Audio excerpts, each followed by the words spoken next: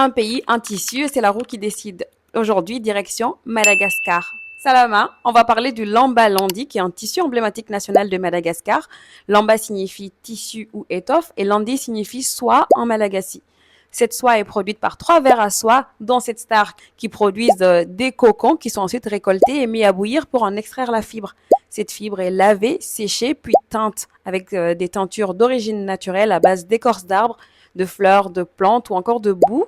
Aujourd'hui, vous avez la possibilité de teindre les fibres avec des teintures artificielles pour une production beaucoup plus rapide. Ensuite, les fibres sont tissées dans des grands rectangles avec des dimensions bien normées et qui servent par la suite de châle ou de cape. La soie est une matière qui coûte très très cher à Madagascar et elle était autrefois réservée à la noblesse ou aux pikabari qui sont les orateurs traditionnels. Aujourd'hui, le lamba landi est porté par les malgaches lors d'événements très spécifiques comme les fiançailles, les mariages ou encore les funérailles. Le lamba landi a énormément de significations dans la culture malgache. Lorsqu'il est posé sur le pan gauche, c'est neutre. Lorsqu'il est posé sur le pan droit, la personne qui le porte est en deuil.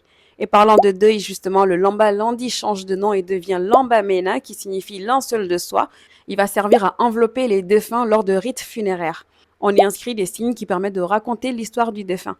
Dans la culture malgache, on considère que lorsqu'une personne décède, c'est son corps qui disparaît, mais son esprit demeure. C'est donc une façon pour eux de rendre hommage à leur défunt, même dans l'au-delà. Puis les années 90, le lamba landi est menacé d'extinction à cause de la production industrielle massive et l'arrivée des friperies, mais aussi à cause de la contrefaçon. Fort heureusement, il existe une résistance. Je vais vous parler notamment de 2 créatrices, dont Tania Andrea Manga, qui est la fondatrice du label Andrea, qui incorpore par petites touches le lamba landi dans des créations ultra modernes, dont notamment des crop tops, des chemises ou encore des jupes.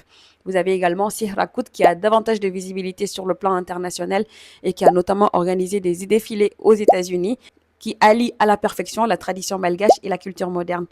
Dites-moi en commentaire quel pays vous souhaiteriez voir dans la prochaine vidéo.